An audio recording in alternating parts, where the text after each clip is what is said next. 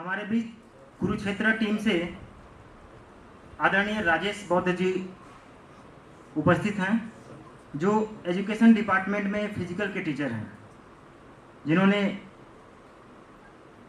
MA physical science से किया हुआ है और फिजिकल एजुकेशन भी उनके पास है और डीपीएड है। तो मैं आदरणीय राजेश बौद्ध जी से अनुरोध करूंगा कि कृपया मंच पर आएं और यहाँ पे उपस्थित बच्चों को और पेरेंट्स को एक गाइडेंस दें।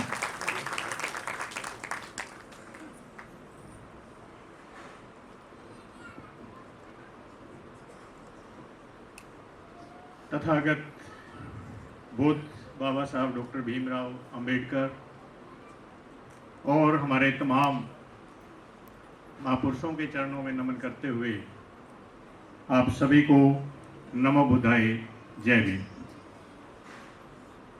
सबसे पहले मैं धन्यवाद करना चाहूँगा SBS टीम पंचकुला का, जिन्होंने ये दूसरा भव्य प्रतिभा सम्मान समारोह का आयोजन करके हम सबको गौरवान्वित महसूस करवाया है। एक बार उनके लिए जोरदार तालियां। और दूसरा SBS हरियाणा की टीम को, जिन्होंने हरियाणा के लगभग 15 डिस्ट्रिक्टों में प्रतिभा सम्मान समारोह को संपन्न करवाया है। SBS हरियाणा टीम के लिए भी एक बार जोरदार तालियां। आज मैं बच्चों से संबंधित कुछ बातें शेयर करना चाहता हूं। इसमें मेरा विषय जो है छोटा ही है, भारत का अध्यात्म बनाम वैज्ञानिक चिंतन। इसके ऊपर हम बात करेंगे। इसमें मैं एक रूस का एग्जाम्पल लेके आपसे बात करना चाहता हूं। खास करके बच्चे उसको ध्यान से सुने और पेरेंट्स जो आए हैं, माताएं और खास करके, उसके ऊपर थोड़ा सा गौर करें और इसको अन्यथा आप ना समझें। वैज्ञानिक दृष्टि पर जो हमें हमारे महापुरुषों ने, तथागत बुद्ध ने, बाबा साहब ने, कबीर ने, रविदास जी ने, श्री वाल्मीकि जी ने जो वास्तविकता और रियलिटी पर जो जीवन जीने की बात बताई है, उन पे ही आधारित ये बातें हैं। आप इसको किसी और चीज से जोड़ के ना देखें, आप इस पे चिंतन करें। 1930 में रूस वालों ने अपने बच्चों को यह सिखाया कि न आत्मा होती है और ना परमात्मा होता है। पूरे उनको 25 साल लगे इस बात को समझाने में, तब जाकर उनकी नई पीढ़ी ने इसे स्वीकार किया। आज रूस एक नास्तिक और विकसित देश है। इसके विपरीत अगर हम भारत की स्थिति देखें, वह उससे थोड़ी सी अलग है। यदि कोई आत्मा, परमात्मा, चमत्कार, भूत प्रेत के अस्तित्व की बात करता है तो लोगों के दिमाग में, खास करके हमारी माताओं और बहनों के दिमाग में, वो आसानी से उतर जाती है। लेकिन यदि कोई इसका खंडन करे तो उसको तुरंत पागल या बेवकूफ करार दे दिया जाता है। मैं बात करना चाहूंगा कि भारत का जो आध्यात्मिक विरासत है, उसकी वास्तविकता क्या है। भारत ने ध्यान, समाधि, आत्मा, मोक्ष आदि पर सबसे अधिक साहित्य लिखा है। इस देश में सबसे अधिक गुरु, शिष्य, बाबा, योगी, सन्यासी, भगत और भगवान पैदा किए हैं। यदि ये सारे लोग मिलकर मात्र 5% भी सफल रहते तो भारत आज सबसे अमीर, वैज्ञानिक, लोकतांत्रिक और समता मूलक समाज होता। लेकिन ऐसा नहीं है। ध्यान के बताए गए फायदे के अनुसार, जो हमारे भारत में आध्यात्मिक ध्यान के जो फायदे बताए जाते हैं, उनके अनुसार जो व्यक्ति का जीवन है वो सृजनात्मक बन जाता है, वो व्यक्ति करुणावान हो जाता है, वह आदमी तटस्थ हो जाता है और वह आदमी सदाचारी बन जाता है। ये हमें अध्यात्म के माध्यम से बताया गया। लेकिन भारतीय समाज और इसके निराशाजनक इतिहास व वर्तमान को गौर से देखिए, यहाँ पे क्या है। अगर हम देखते हैं तो यहाँ पे गरीबी है, भेदभाव है, छुआछूत है, अंधविश्वास है, पाखंड है, भाग्यवाद है, और देखें कि सभी जगह गंदगी फैली हुई है। पिछले 3000 सालों में इसके अध्यात्म ने इसे कुछ भी रचनात्मक करने नहीं दिया है। किसको? भारतीय लोगों को, और खास करके उसमें एक ऐसी कम्युनिटी को जो आज भी अपने अधिकारों से और समानता से काफ़ी दूर है, जबकि बाबा साहब ने हमें संविधान दिया है, कानून दिया है, उसके बावजूद भी।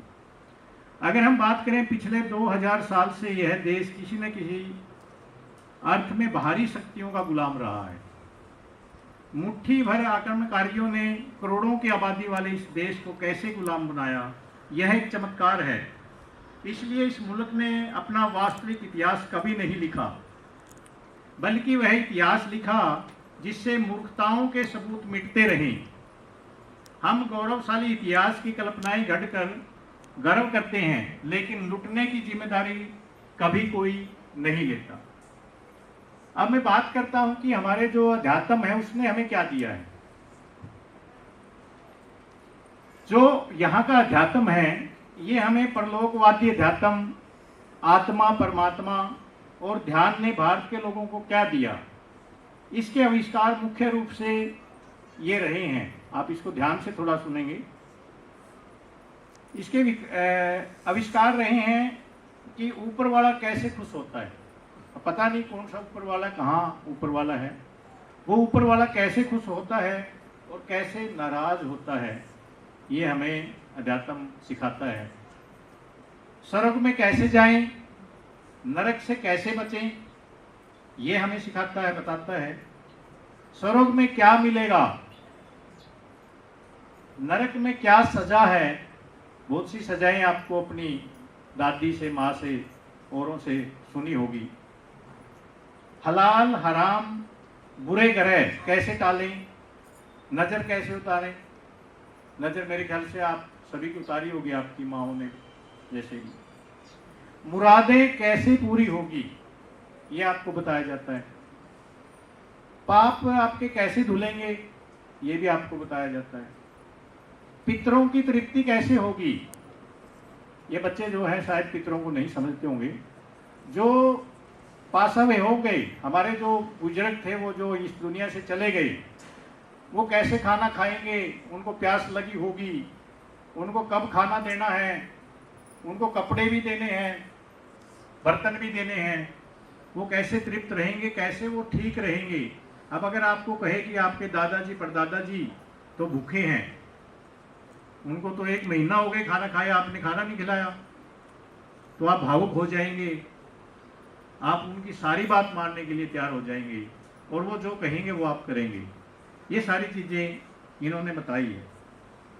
ज्योतिष, वास्तुशास्त्र, राहु केतु, शनि, हस्तरेखा, जन्म कुंडली, तंत्र मंत्र, टोने टोटके, झाड़ फूक, वशीकरण, काला जादू आदि ये हमारे अध्यात्म ने दिया है। इसके विपरीत यूरोप का जो मार्ग है वो बिल्कुल अलग है, जो विकसित देशों का मार्ग है वो बिल्कुल अलग है। 400 साल पहले यूरोप ने धर्म, परमात्मा और अध्यात्म को नकारते हुए व्यवस्थित ढंग से विज्ञान और तर्क का रास्ता अपनाया, जो हमें तथागत बुद्ध ने और बाबा साहब ने दिया था। आज की सारी आधुनिक तकनीकें और सुविधाएं उसी की उपज है जो हम ये देख रहे हैं। सबसे महत्वपूर्ण बात यह है कि बिना धर्म और सदाचार की बात करें, वहाँ औसत जो आबादी है वो मित्रता से, समानता से, खुलापन और कहीं ज़्यादा उनमें भाईचारा है। वो उनमें डिस्क्रिमिनेशन नहीं है, छुआछूत नहीं है। वो लोग ट्रेनों में, होटलों में, थिएटरों में साथ बैठते हैं, साथ खाना खाते हैं, और किसी प्रकार का भेदभाव वहाँ पे ज़्यादा देखने को नहीं मिलता है। शिक्षा, स्वास्थ्य और मनचाहा रोजगार पहली बार आम लोगों को नसीब हुआ वहाँ पे। भारतीय मॉडल पर अगर आज तक न कोई स्कूल, न कॉलेज, न कोई फैक्ट्री, न तकनीक, न राजनीतिक व्यवस्था खड़ी हुई है, विज्ञान, समाजशास्त्र, चिकित्सा, लोकतंत्र, ये विश्व के उन नास्तिकों ने विकसित किए जिन्हें हमारे बाबा लोगों ने उनको रात दिन गाली दी। यानी कि जो भी आप विकास देख रहे हैं, ये विकास यूरोप से ज़्यादा आया है, वहाँ से ज़्यादा है। यहाँ पे हमारे जो लोगों ने हमें उलझाया है, हम आज भी उनमें उलझे हुए हैं। भारत में अंधविश्वास क्यों टिका रहा? हमने विज्ञान को इतनी तवज्जो क्यों नहीं दी? कारण है इसका। भाई इतनी सालों से, 1000 साल से, 2000 साल से ये अंधविश्वास हमारे ही देश में क्यों टिका हुआ है? ऐसा क्या हो गया?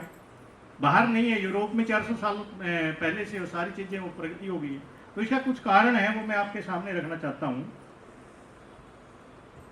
बचपन से हमारे मन में बैठाए गए आस्तिक संस्कार की मतलब आपने मानना है, बस आंख बंद करके मानना है। तथागत बुद्ध ने कहा कि वास्तविकता जाने, वैज्ञानिक सोच पैदा करें, जो आपको सही बात है उसको ही माने, सही बात नहीं है उसको ना माने।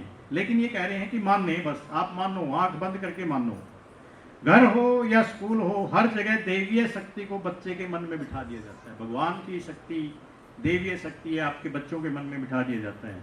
माँ कहती है उधर मत जाना, भूत आ जाएगा, ये शुरू से उन बच्चों को बताया जाता है। भगवान के सामने हाथ जोड़कर बोलो, भगवान मुझे पास कर दो। टीवी, सीरियल, कार्टून में चमत्कार व जादू दिखाए जाते हैं। आप टीवी खोल के देखो, उसमें सारे के सारे जादू। वो किसके लिए? वो हमारे जो नीचे जो समाज है, जो वंचित समाज है, उनको कैप्चर करने के लिए, उनको अंधविश्वास में धकेलने के लिए, वो आगे ना बढ़े, वो पढ़े ना, वो आगे प्रगति ना करे। ये सारा का सारा जो प्रपंच रचा हुआ है वो उनके लिए रचा हुआ है। तो मैं आपको आगाज करना चाहता हूँ, आपको पेरेंट्स को आगाज करना चाहता हूँ कि अगर आपने अपने बच्चों को, अपने समाज को और इस देश को यूरोप के बराबर लेके जाना है, विकसित करना है, तो इन चीज़ों को हमें अवॉइड करना होगा।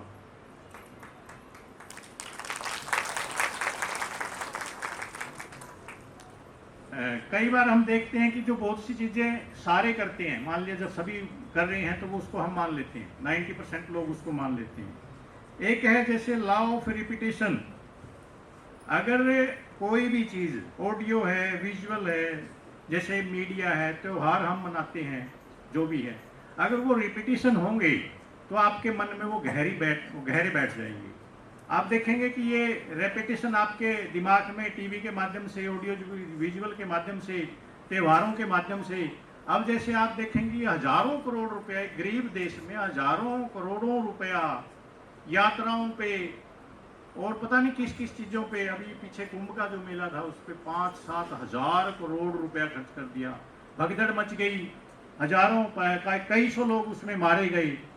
अगर आप 5000 करोड़ रुपया यहाँ पे यूनिवर्सिटी, कॉलेज अगर खोल दें तो हमारे बच्चे पढ़ जाएंगे। वो पता है उनको कि ये बच्चे पढ़ जाएंगे, क्योंकि उनके बच्चे तो अच्छी अच्छी यूनिवर्सिटियों में बैठे हैं, वो पढ़ रहे हैं। तो ये हमें बताया जाता है।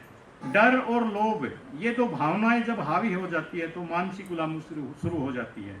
चमत्कार पर बार बार जोर देना धर्म ग्रंथों की रणनीति रही है। निष्कर्ष, बच्चों को तर्क सिखाना जरूरी है। मैं आपको कहना चाहता हूँ, जो आप इसके माध्यम से मैं आपको बताना चाहता हूँ, पेरेंट्स को कहना चाहता हूँ कि हमें बुद्ध ने, बाबा साहब ने बताया है कि तर्क सीखो, तर्क करना सीखो, सही और गलत की पहचान करो। जो व्यक्ति भूत प्रेत के कारण रात के अंधेरे में अकेले सोने या चलने से डरता है, वह सबसे बड़ा अंधविश्वासी है।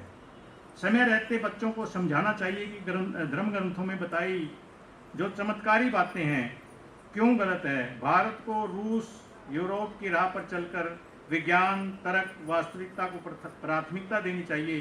तभी हम गुलामी, गरीबी, अंधविश्वास के चक्कर से बाहर निकलेंगे और हम इस देश के का विकास करेंगे। बाबा साहब बुद्ध की बताई बातों को आगे बढ़ाएंगे। और संगठन के बारे में मैं अपने जो साथी है उनको बताना चाहता हूँ कि संगठन क्या है। संगठन में नियम नहीं, व्यवस्था होती है। जो अगर आप इसको समझें, संगठन में सूचना नहीं, समझ होती है। संगठन में कानून नहीं, अनुशासन होता है। संगठन में भय नहीं, भरोसा होता है।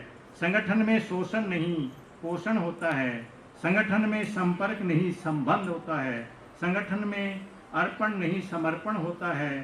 संगठन में मैं नहीं, हम होते हैं। संगठन में आत्म प्रशंसा नहीं, सर्व सम्मान होता है। संगठन में तोड़ना नहीं, जोड़ना होता है। इसीलिए हम अपने जितने भी समाज के जो लोग हैं जो बैठे हैं यहाँ पे, संगठित रहें और संघर्ष करें, आगे बढ़ें। इसलिए स्वयं को संगठन से जोड़े रखें।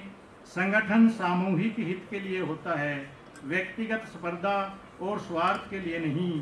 प्रशंसा सबकी करें, निंदा किसी की नहीं। इन्हीं शब्दों के साथ नमो बुद्धाय, जय हिंद।